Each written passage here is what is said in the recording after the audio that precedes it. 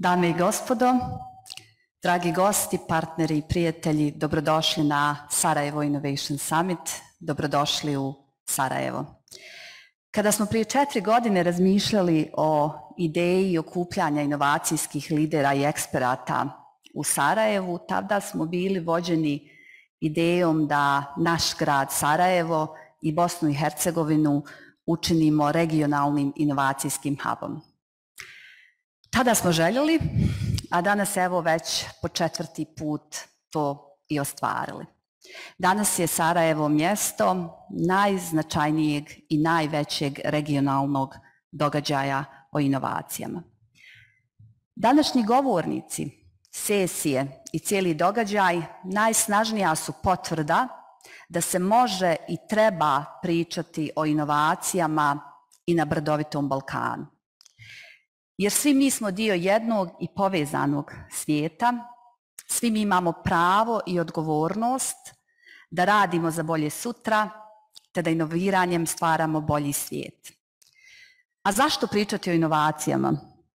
I da li je zapravo globalna kriza kroz koju trenutno prolazimo samo zdravstvena? Koliko su zemlje generalno inovativne u odgovoru na tu krizu, a posebno zemlje Zapadnog Balkana? To su neka od pitanja koja danas otvaramo, a ja sam uvjerena da će današnji summit ponuditi vrlo kvalitetne i inovativne odgovore. Znate, inovacije nisu imaginacija, ma se često tako doživljava. One su naša stvarnost i ono što je još važnije, naša budućnost. Inovacije su najznačajnija vrijednost kojom se mi možemo suočiti sa onim što su najveći izazovi današnjice.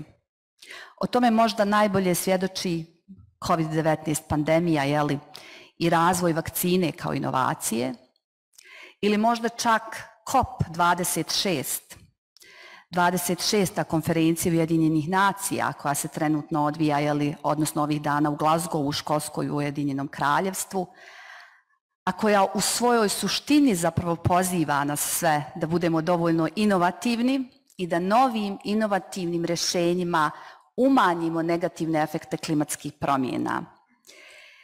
Jer zapravo svi treba da spasimo naš zajednički dom, a to je planeta Zemlja.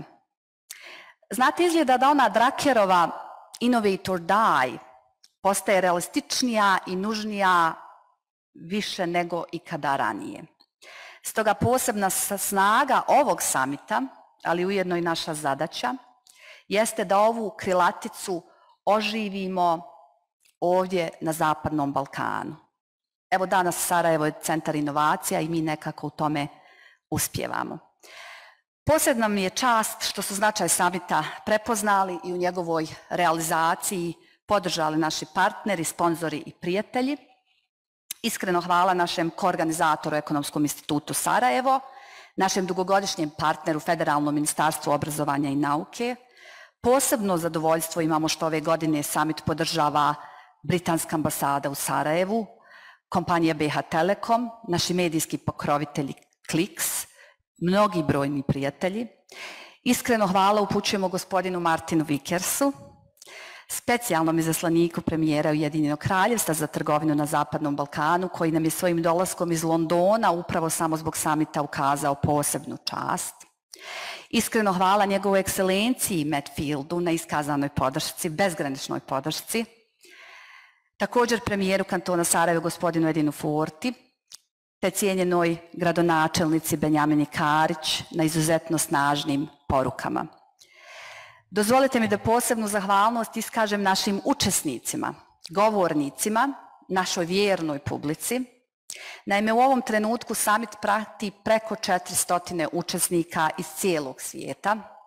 Stoga poseban pozdrav, iskrenu dobrodošlicu upućujem prije svega našoj vjernoj publici i gostima iz Velike Britanije, našim govornicima i učesnicima u Sjedinjenim Američkim Državama, Njemačkoj, Austriji, Švicarskoj, Italiji i ove godine posebno smo presretni zbog toga što imamo i publiku u Južnoafričkoj Republici, Brazilu, Egiptu te našim susjednim zemljama. Dakle, već smo na 3 kontinenta. Posebna je čast i zadovoljstvo što ste danas s nama.